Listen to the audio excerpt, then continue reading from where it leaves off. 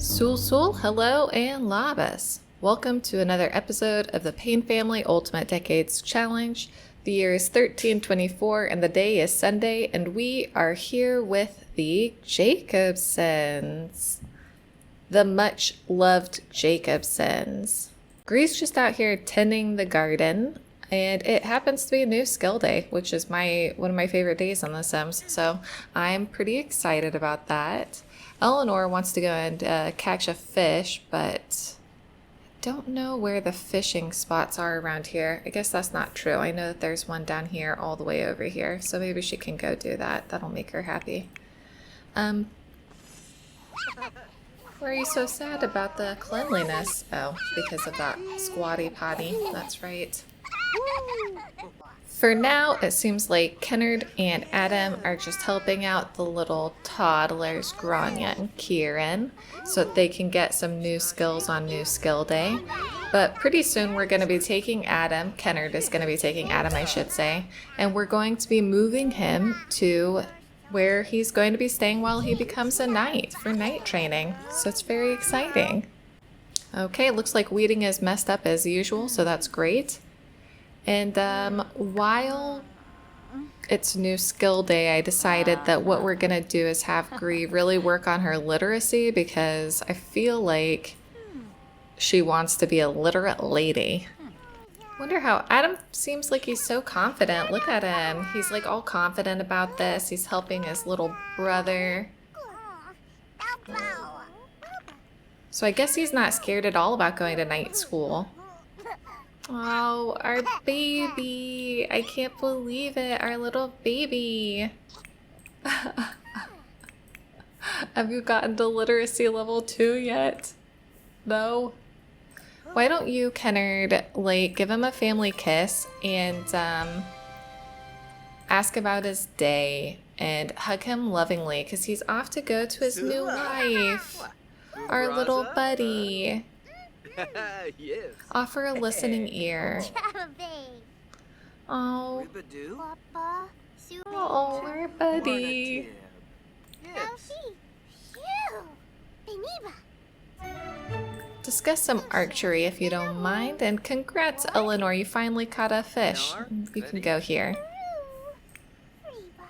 There we go. Okay, now we'll go ahead and take Kennard off with Adam.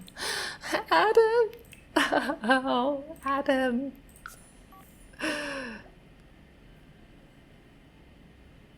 Actually, that's silly, because you know who's going to want to say goodbye is Gree, of course. So Adam, oh, Adam, go here. Eleanor, actually, you come here as well. Kennard, you come here as well, if you don't mind.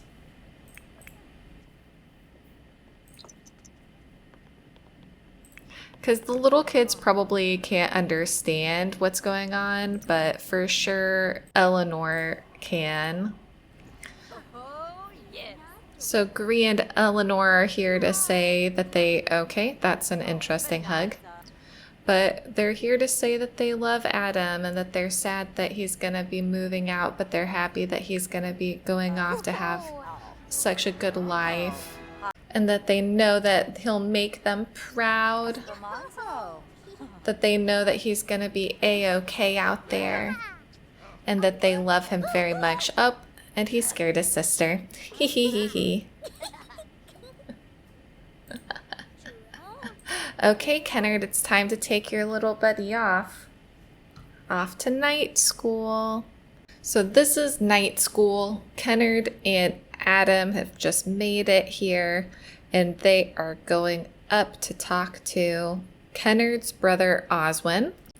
And you might recognize Oswin because he's the one who came to get Gree from the cabin for the king, King Edward II.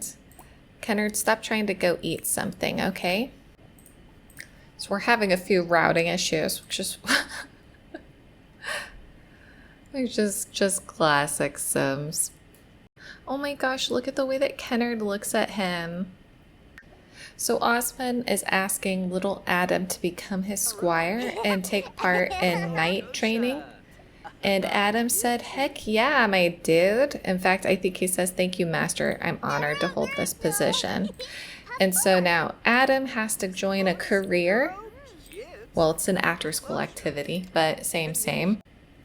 And he is going to enter into squiredom. Oh. And so this is where Adam's going to be staying. Do not play. Don't play with.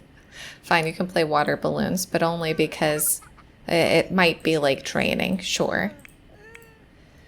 And yeah, this is where Adam's going to be living. I got it from the gallery. It's called Medieval Barracks. It's pretty popular. It's right up there, Medieval Barracks. And it's like pretty nice. I just went ahead and adapted some of it to make it fit that, you know, our Sims are going to be here. But this is where all of the boys sleep. This is where Oswin sleeps. And Kennard is drinking. So I guess we'll be leaving our little buddy Adam here all by himself. Don't do it, Adam. Don't do it. Why don't you give him a family kiss? And why don't you give him a hug? And then we will head back to our own family. Oh my goodness. Garda. And that's it. That's where we're gonna leave our little baby. Aww. So we'll have to come back and check in on him at some point. But for now, he can get started cleaning up his mess. And we will go ahead and head home. So now that we're back with the Jacobsons, we're just kind of going to hang out with them, I think. Gree, where are you going? I was hoping you were going to sit with these guys, but I guess it's just going to be Eleanor and Kennard down here. And while we're here, I thought we'd talk about some stuff that happens in England this year, because a lot of stuff kicks off with the monarchs this year. Like, this kind of is the beginning of everything coming to a conclusion in a very extreme way. So in autumn of 1324, a war with France starts. And the reason why is because Edward II hasn't been paying homage to the French monarch, which is kind of a complicated situation because Philip the Fair was Isabella's dad, right? Isabella, Queen of England. And he died, at which point his oldest son, Louis, succeeded him. But he only lived a few years before he died and only left behind daughters. Because he only left behind daughters, the throne then went to Philip V. And when Philip asked Edward to come and pay homage, Edward did, at which point, that's when his relationship with Hugh Despenser, of all people, began, was on his way there. So Edward had done his job twice with paying homage, first to Louis, then to Philip V. Then, suddenly, without anybody realizing it was going to happen, Philip V died, leaving no sons, again, at which point the crown passed to Charles, which was Isabella's last brother. He asked for homage, obviously, but between the war with England, the executions of Lancaster's people, and the general strife in the country, Edward didn't feel he could leave, so he kept delaying and delaying until Charles got basically a little bit pissed off and built up an army, which he sent into Gascony. Now, this is basically where the war starts because Gascony is held by the English monarchs as a kind of like feudal holding underneath the French monarchs. So it belongs to the French, but the English are allowed to kind of hold it so long as they recognize that the French are the monarchs of Gascony, which is why they have to go and pay homage. Gree, are you sleeping? It's the middle of the day, silly. No way. Go to the restroom, my friend.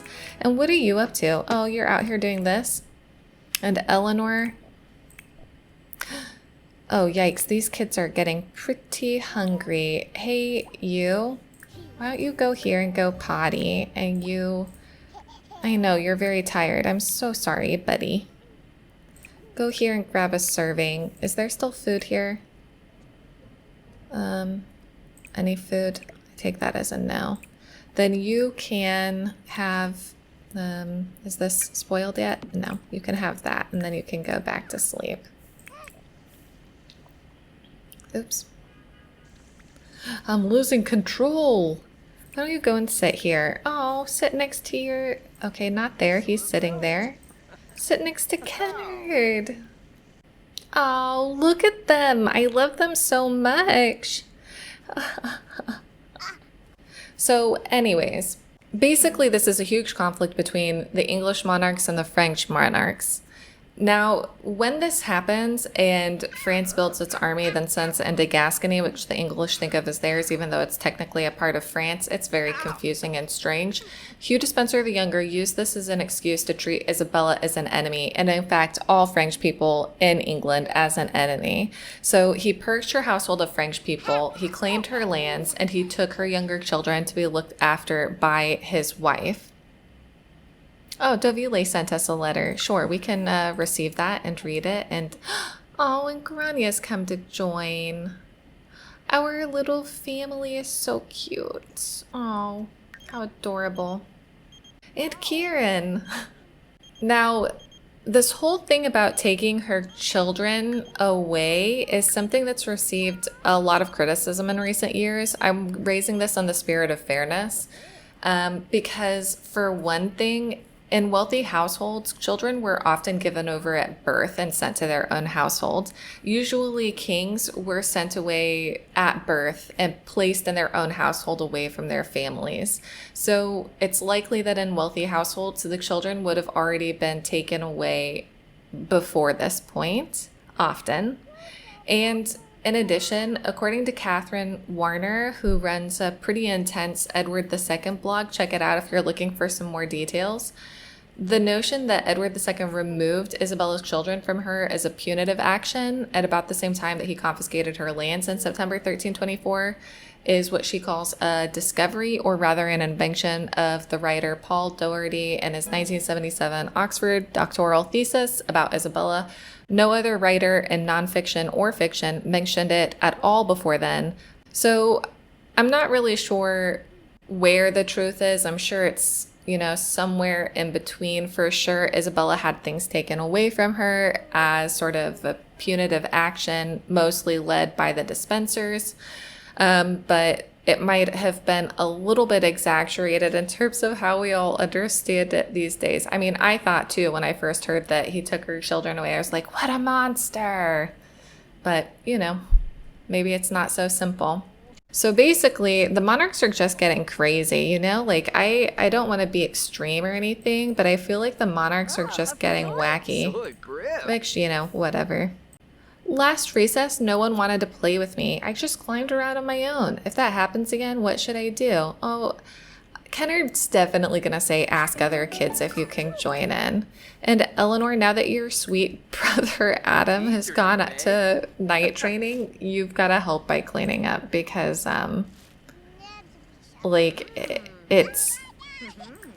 it's just the right thing to do. Will you please read? No, Kieran, Kennard's coming to read you to sleep. Just let him help you, okay? Eleanor, what a good kid you are. The legitimate royal. She hates that. She hates that. So, oh my gosh, Eleanor, you're not literate? I thought that you were.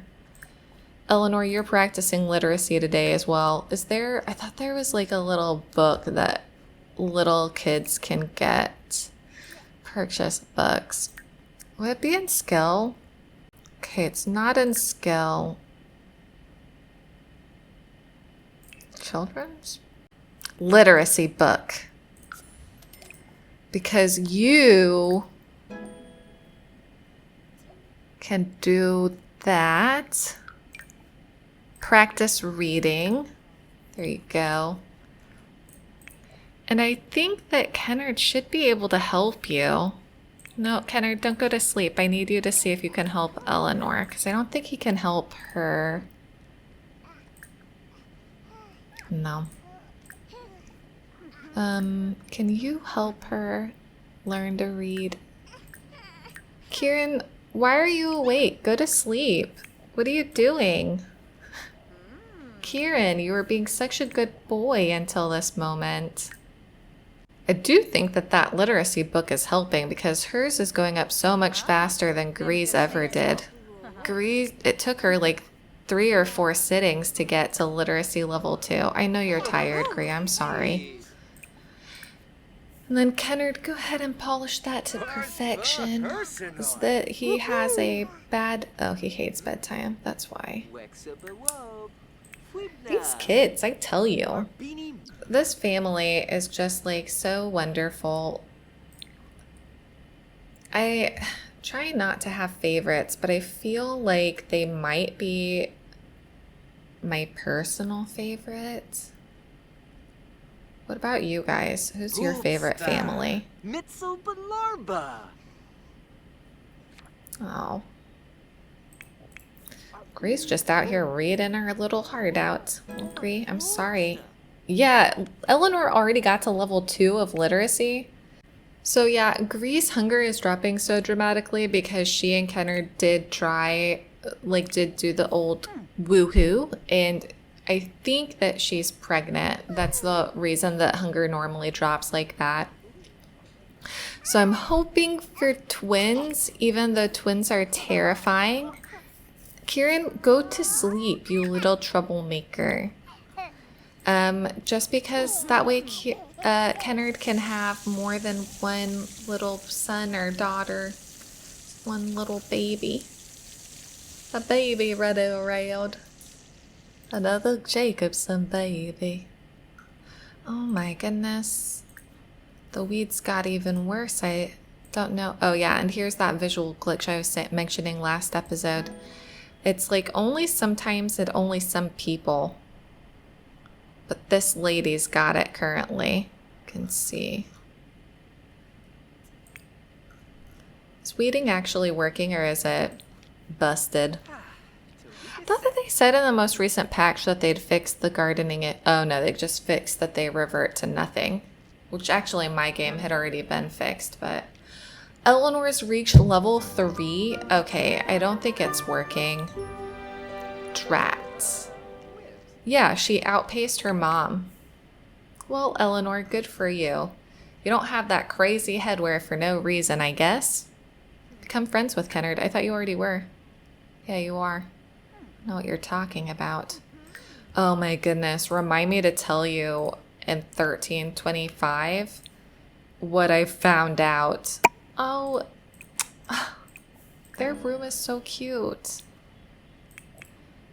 Okay, Kennard, that's my bad. It's just not working for us. It's just not working for us. So you and Gree can go. Oh, actually, you can come up here and wait while she reads that letter from her sister. Oh, Gree did that autonomously. Oh. You moved it too. Oh, he jumped right into the woohoo request. And she's jazzed about it. Even though they're both tired, they're going off and having a very healthy relationship. Meanwhile, Eleanor is up here. Oh my gosh, it is too cute. I love this family. Oops, too far. It's just too dang cute. Oh. Are you playing doctor? I know you're tired. Your next task is to go to bed, kiddo. Are you a medieval barber? A medieval barber doctor?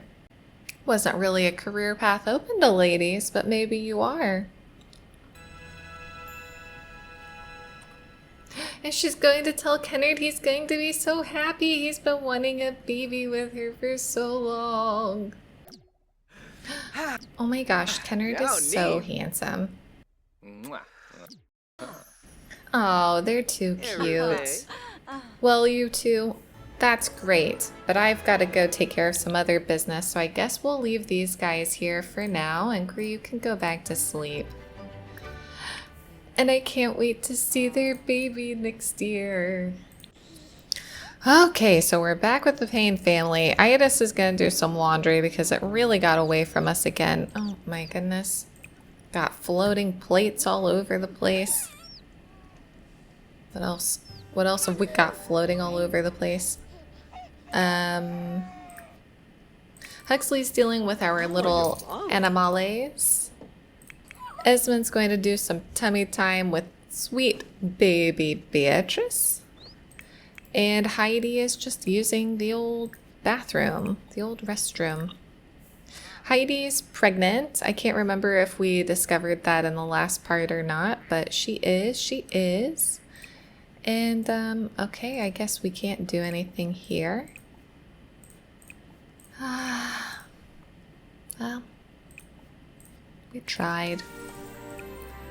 Today is, in fact, Nativity Fast, as is popping up on the screen. So we are here just in time to fast with the family, which is, you know, it's gonna be fun. Oh, thank goodness. I thought as well we might go ahead and get a family get-together going, because that would be... Did you take care of the baby? Where is she? Oh, she's over here. Okay, Beatrice, why don't you use your diaper? And Dad, can you please go ahead and... Sure, you can like fitness. Who doesn't in this time? And then you can tummy time. So, our girl... Heidi, she's going to be in her 3rd trimester in 15 hours. 15 hours. So I guess you can do some milkmaid chores. And Huxley, oh my goodness, I don't know what to do with that guy, because I was planning on him getting married like we all talked about, and then he got the single and loving it pop-up, and that really has thrown me off pretty wildly, because I don't know really what to make of that. Like, I don't want to force him to do something against his will, but at the same time, we all want him to get married, you know? Man, we've got to make it all the way until noon before anybody can eat. Luckily, Knox is okay and Beatrice is exempted, but I mean, will you please play with Beatrice? But it's gonna be rough. It's gonna be rough out here. Okay, so we'll have a family potluck soon, maybe at... Oh, I didn't know that you had this stuff in your inventory. In about an hour. Oh my goodness, Beatrice, what's your deal, my dude? Okay, just go to sleep then, kiddo. Like, you don't have to be wild or anything. Now let's see if we can get Briar over here. So I think Heidi would like to speak with her. Go here. Oh my gosh, is she over here like flipping out? Of course she is. Oh my, Heidi. No. Why don't you insult her? Just really quickly. Oh, not your dress too. Wonder if it's because you're pregnant. Oh, it's not your dress, I don't think. I think it's you. You can yell at her a little bit. We're trying to be mean here. Don't cancel it. Shout some forbidden words. Insult her. Don't apologize. Brush her off. Yes, let's start the neighborhood potluck.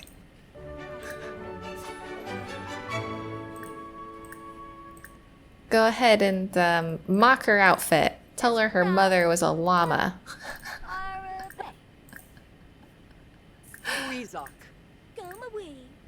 And jeer her. Oh, Heidi came over and autonomously showed needs flashcards. I don't know that we're going to be able to make this Chief of Mischief thing happen. She just like doesn't seem to be doing it, you know? Esmond, do you mind talking to, yeah, you forgot her, but that's okay. We won't forget anyone anymore. Do you mind talking to Aunt Oakley? Golly, that got a bit chaotic there, didn't it? Now, Huxley, I know you've been resistant to it. Okay, just kidding. I cannot have you scope the surroundings. Itis, did you get real food? Okay, good. Excellent. All of our Sims got real food. Now, where did he go? This is the Sim that Itis became soulmates with. Oh my goodness. All on her own. Just happened to meet him and said, you know what? You're my soulmate now.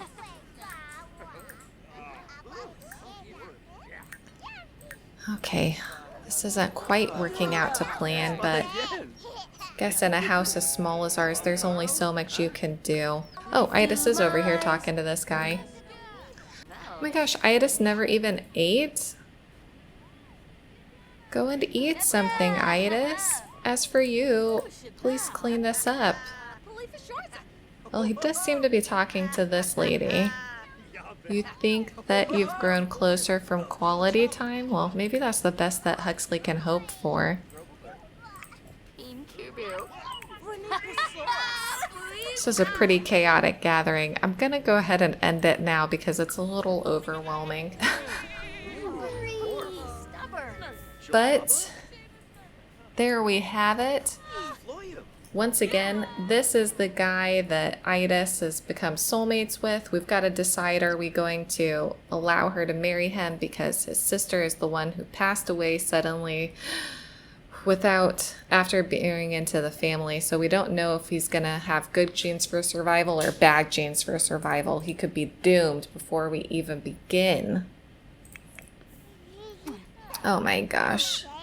Knox is always so upset that his sister is getting attention. Bad news for you, buddy. You've got another sibling on the way. Esmond, I guess you can resume that. This place is a real wreck.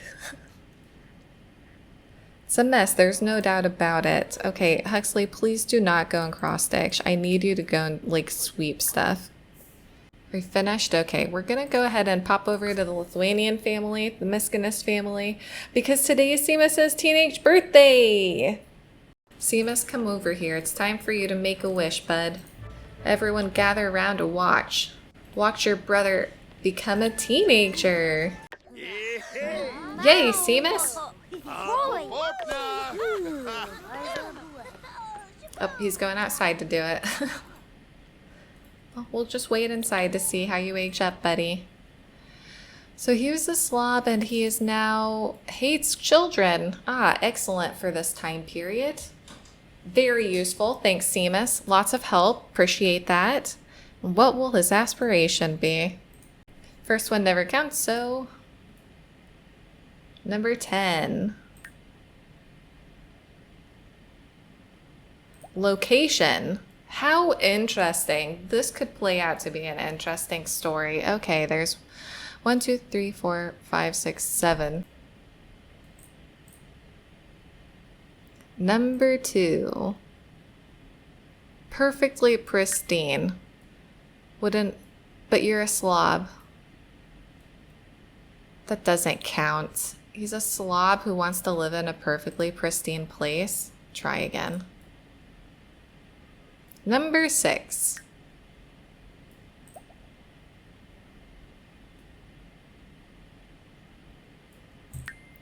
Mount Kamarebi sightseer. Interesting. I'm pretty sure Japan isn't open for outsiders for quite a bit longer, but I'll look into the history of it and see if we can make something work. So a slob who hates children who wants to be a Mount Kamarebi sightseer. Well, you know, I don't know. Wow, Simas, what a hat you've chosen to age up with as well. You're really putting a lot of work in here, buddy. Okay, let's modify him in cast and see if he survives, as well as what his marriage and child prospects will be. Ah, and makeup, of course. How lovely. Went for makeup. Said, you know what I want to wear? It's makeup. Oh, buddy. Okay, for Simas to survive, he just can't roll a 7. That's the only number he can't roll. And, oh my goodness, he cut it fine, but he is okay. To marry, he just cannot roll a 1 or a 2. He rolled a 7, so he can get married. And for children, how many will he have? 8 baby tries. For a guy who hates children, that's quite interesting. Quite interesting indeed. So here he is. I think he's quite a good-looking sim, honestly. He's got pretty bad traits and an odd aspiration, but He's a good looking guy, I think. He's got a bit of Vilkas and a bit of his mom as well. Oh, God club. Now, while we're here with these guys, I wanted to raise the fact that I was checking, and Vilkas does have now a little bit of romance after he went on that quote-unquote date with Aba Mackey. He apparently perceives her as very attractive, and he's apparently smitten with her, which is interesting. So I do think that he wants to find a new wife, at least to sort of like help out with the kids and, you know, sort of like, oh, he can craft decorations, make some rusty nails, that's cool, and things like that. But I don't know. The rest of you just, you know, stay out of trouble over here, play cards or whatever.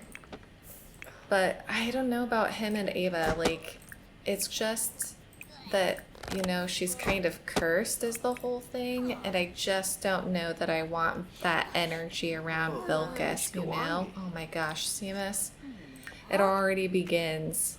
Okay, so what's going on in Lithuania this year is that after receiving Gediminas' letters pointing the finger at the Teutonic Order for keeping Lithuanians from Christianity, the Pope sent delegates from Riga, which was an ally of Gediminas, along with some Teutonic knights to Gediminas' court, and they were surprised because when they got there, what they found was that 1, there were royal court members from Lithuania and Russia, 2, there was freedom of religion allowed, and 3, there was no danger to the lives of Christians. There were Franciscan friars who'd been invited to stay, who were also being able to give Roman Mass unhindered. And so they were a little bit shocked because it wasn't sort of like this bad situation that the order had kind of tried to paint Lithuania as. So in February of 1324, Pope John the 22nd ruled that the Teutonic Knights were guilty of hindering missionaries, oppressing converts, mishandling the clergy, burning churches, and ignoring justice. The Teutonic Knights were pretty annoyed by this, but the Pope threatened to excommunicate anyone who interfered with his order, and that scared them off of doing anything about it. So that plays into the peace between the Order and Samogitian, because the Order feels like they can't really attack without angering the Pope, at which point they'll be excommunicated, which is kind of a big deal for a religious order. Oshra's eyes as she stares at Sophia, she just looks so devious. But I don't think Oshra's got, yeah, she's just a pickpocket and self-assured. Sophia's the one who's evil. I'm just saying. That's what their traits say, you know? Oh, can somebody go clean these poor, or give food to these poor chickens? I forgot that they needed that. And then Simas is going to have to start working on his skills as well soon, but I don't know. These animations by Jane Simpson are so good. But yeah, I don't know. What just happened? Elspieta has discovered that Simas has the secret a sinking feeling. I'm trying to be better about this, so don't judge me. But really, so what if I've washed a few dishes on the bathroom sink every now and then? In the end, a sink's a sink. And it's not like it's any less sanitary than the kitchen sink. Listen, at this time period, I don't think people were bothered about what sink they were washing things in. I think they were just happy if they had a sink. I don't think a lot of people had sinks. At least not as we recognize them today. Oh my gosh, is Simas just sitting down here trying to avoid his kid siblings? I think he is. Oh, all of the older boys are doing that. That's so funny.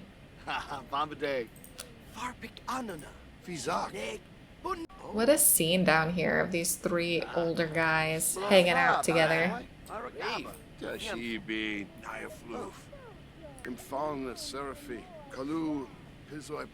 Okay. Bye, Darius. Okay, welcome back, Darius. Bye again, Darius. Simas just sitting down here avoiding his little kid siblings because he hates children. I can't say that I blame him. What are you doing? You're not chatting with Darius. You can cook something and stay out of the way, Elspieta. Actually, you know what you can do, Simas, is you can go and work on your warrior skills too. So if not, you're gonna get... I don't think you're gonna make it on the battlefield, buddy.